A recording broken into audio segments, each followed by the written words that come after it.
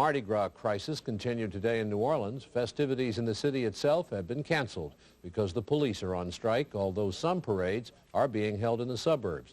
A judge ordered the police back to work, but so far the police have ignored the court order. The big Mardi Gras parades would normally go through the city. This year, because of the police strike, most were moved to the suburbs. Near Harrisburg, Pennsylvania, an accident at a nuclear power plant. A spokesman said that a feed water pump broke down this morning, automatically shutting down the 3-mile nuclear power plant. Some radiated steam escaped into the atmosphere before the plant could be sealed off, but officials said there is no threat to health. The plant is 10 miles southeast of Harrisburg. Within minutes after notification of the reactor accident at 3 Mile Island, the resources of the United States Nuclear Regulatory Commission began to deploy to the plant site. Personnel and equipment began to arrive at the site, located on the Susquehanna River, to monitor the reactor and to evaluate the physical and radiation hazards to the surrounding communities. This means it is now considered safe for pregnant women and preschool children to return to their homes within a 5-mile radius of the 3 Mile Island site. In Britain, truck drivers are expected to end a 27-day-long strike. They will get a pay raise of almost 21%, and that is far above the government's anti-inflation ceiling.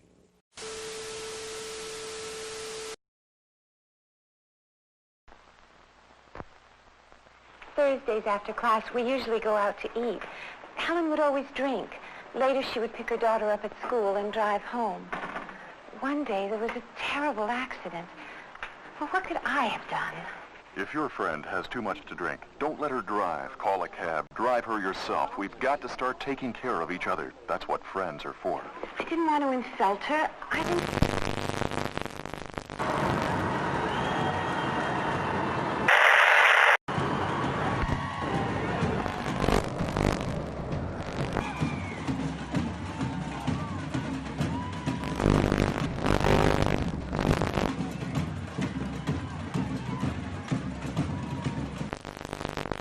Maintaining peace, or at least an uneasy calm in the world, is the Security Council's raison d'etre and one of the United Nations functions.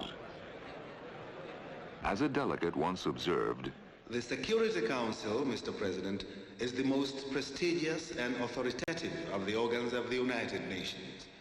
It is endowed by the Charter with the capacity to take mandatory decisions.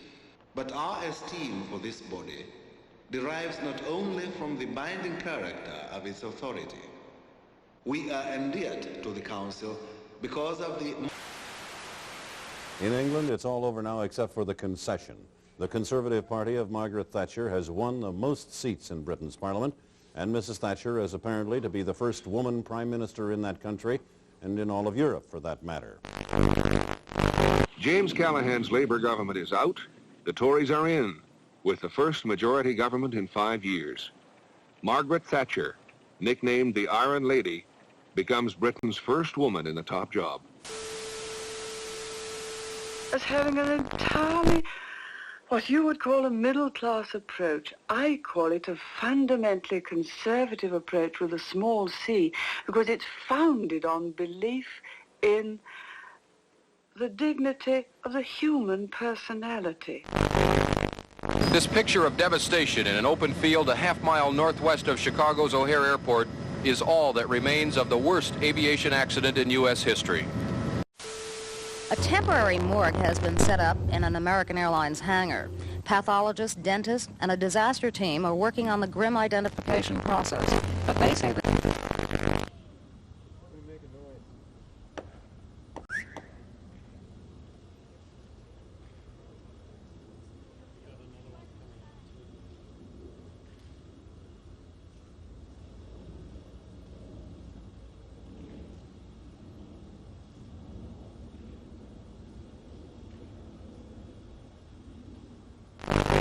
SALT II, signed but never ratified, the embrace broken by the Soviet invasion of Afghanistan. A dummy in the front seat of a car going 30 miles an hour. Watch what happens when the car stops. Now the dummy's wearing a lap belt with lap and shoulder belts. See the difference? We thought these films might help you decide what to do the next time you get in your car. Well, we know safety belts are a real headache, but look at it this way. Your headache could be... Information is actually a deliberately distorted or manipulated information that is leaked into the communication system of the opponent with the expectation that it would be accepted as genuine information and influence either the decision-making process, for example, or to influence or manipulate public opinion. La désinformation, ce n'est pas simplement le mensonge. Disinformation is not simply lies or falsifications. It is the art of having your enemies say what you want them to say.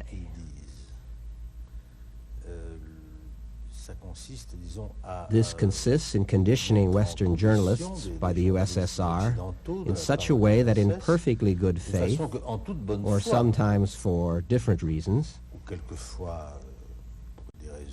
even sometimes financial reasons, these journalists would write what the Soviet Union would like them to write. After which, TASS takes their text and says, you see, even the Western press is saying this. Active measures, and these go even further, consist in making up completely false documents which they try to have distributed as authentic Western documents. Both techniques have enormous importance in the strategy of mental destabilization of the West by the Soviet Union. Mentale de l'Occident par l'Union soviétique. At the moment, the Soviets are involved in active measures all over the world and practically in any country of the world. The number of operations which they are running can be counted only in thousands. After an hour and 10 minutes, Mr. Carter left the hospital wearing a figure-8 harness to keep his shoulders erect and a sling on his left arm. Tonight, the White House said Mr. Carter had fractured his left collarbone and is taking medication for his considerable pain.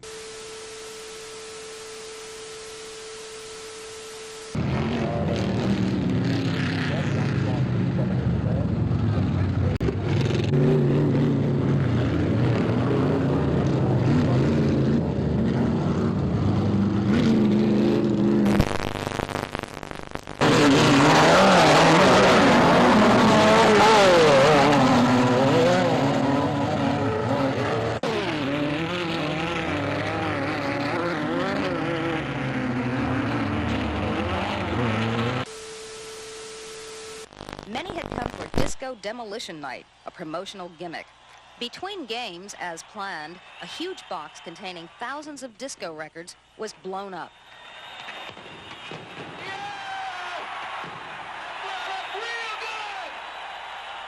The rest was unplanned. Fans stormed out onto the field in the thousands. Disco records were hurled like frisbees. Bonfires were set. Bottles were thrown. The batting cage was torn down and destroyed. Fistfights broke out. White Sox players had to be locked in their clubhouse for their own protection. The melee lasted an hour and a half and resulted in 39 arrests and a few minor injuries.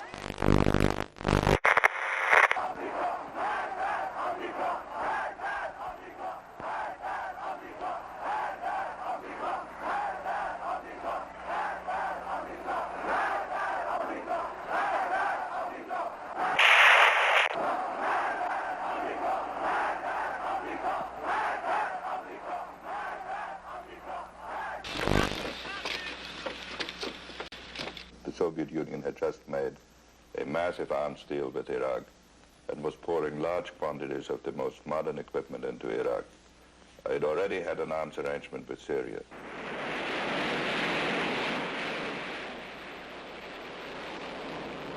That is a criticism that is, and that one should reflect about, the lack of understanding of the impact of economic change on political changes.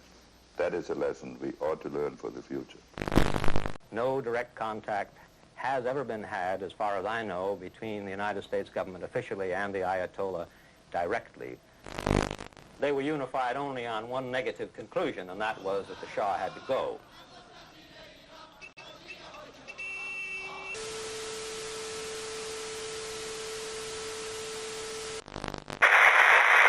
These machines not only verify the number of bills, but also detect any possible counterfeits.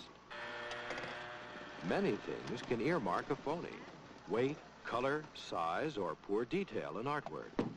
Once identified, it is cataloged, then sent off to the Secret Service for investigation.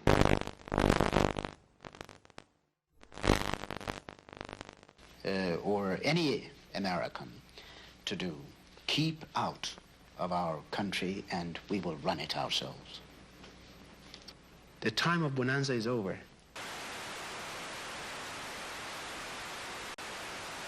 Two relief wells are being drilled to divert the flow of oil and eventually shut it off. One relief well is less than 1,200 feet from its target. Oil officials say if it's successful, the world's biggest oil spill could be over in less than a month, whether the cone works or not.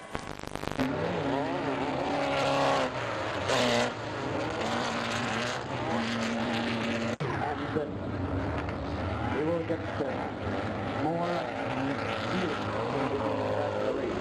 right now this is the practice.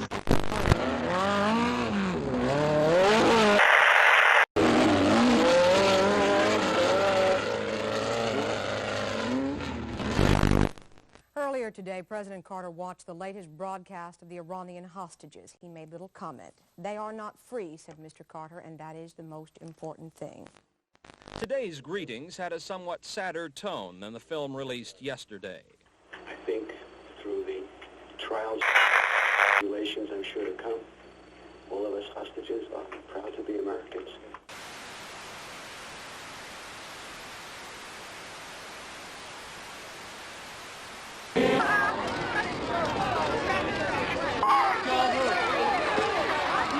Back it up. 60 years of work by the Save the Children Fund.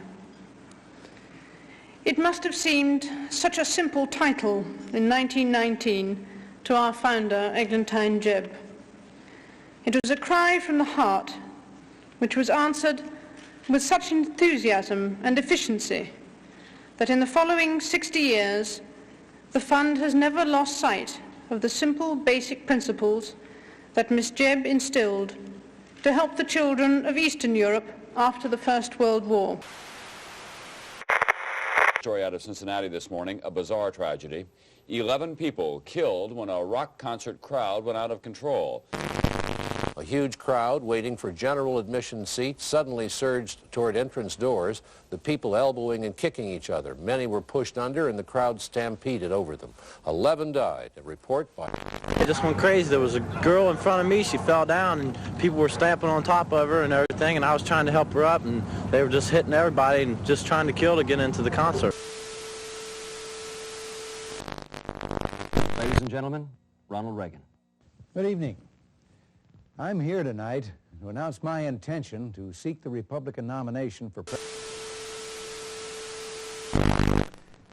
You know, someone once said that the difference between an American and any other kind of person is that an American lives in anticipation of the future because he knows it'll be a great place. Other people fear the future as just a repetition of... And tragically, as the cost of living keeps going up, the standard of living, which has been our great pride, keeps going down. The people have not created this disaster in our economy. The federal government has. It has overspent, overestimated, and overregulated. It has failed to deliver services within the revenue it should be allowed. As president, I would use every power at my command to make the federal establishment respond to the will and the collective wishes of the people. We must force the entire federal bureaucracy to live in the real world of reduced spending, streamlined function, and accountability.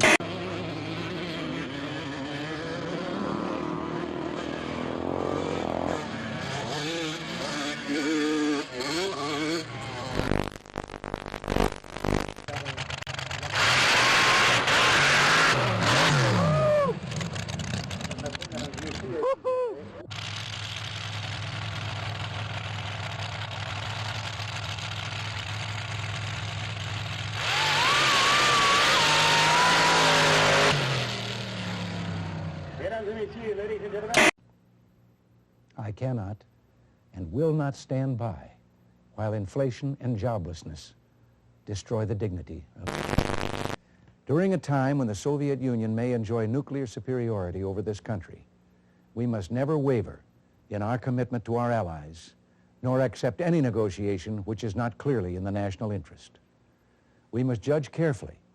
Though we should leave no initiative untried in our pursuit of peace, we must be clear-voiced in our resolve to resist any unpeaceful act wherever it may occur. Negotiation with the Soviet Union must never become appeasement.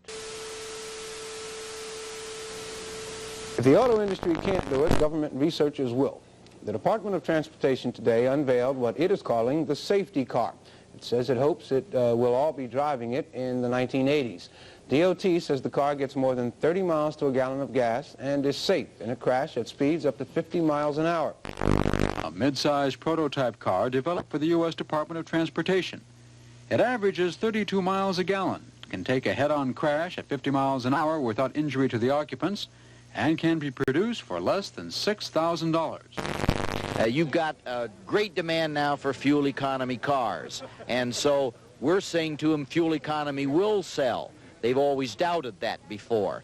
Now, with the shifts that are occurring, it will sell. I think they will build them. And the technology in this vehicle is not technology that is impossible at all. It can be done, and I'm hopeful that by 1985 to 1990, it will be. If Americans were driving cars as safe and fuel efficient as this one, traffic deaths could be cut in half, and the country could almost eliminate its need for imported oil.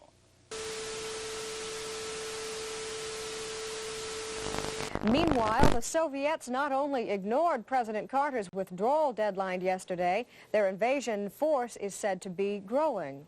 The U.S. Olympic Committee is going to go ahead and pick a Summer Olympics team, whether the team goes to Moscow for the Games or not, and it looks like Americans will not be going. I'd rather boycott the Olympics today than have to go to war against the Soviets tomorrow. As they rejected Mr. Carter's call for a boycott, the 16 Olympic committees also rejected an American and British proposal calling for a series of alternate games. As you know, there is a big debate boiling up around the country. Should we not boycott the Moscow Olympics because of the Soviet invasion of Afghanistan? President Carter's tough line against the Soviets in his State of the Union speech produced a lot of news today. The Russians talked of a return to the Cold War. It's not enough for you to be a kind of protester to the Russian invasion of Afghanistan? No, I've always felt that political things should be kept out of sports, and I was very disappointed when they didn't this time.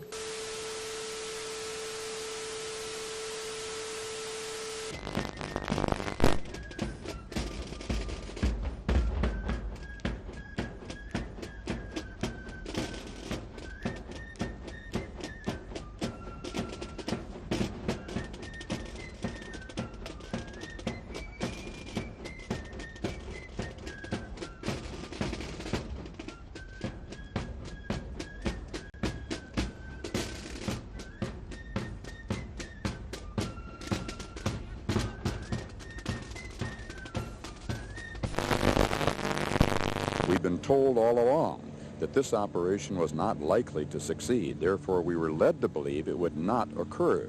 I think if they had talked with us, we would have consulted and advised them, as I did this weekend at a conference, not to undertake this kind of an operation because of the high risk involved and the risk of failure, which would be calamitous to us.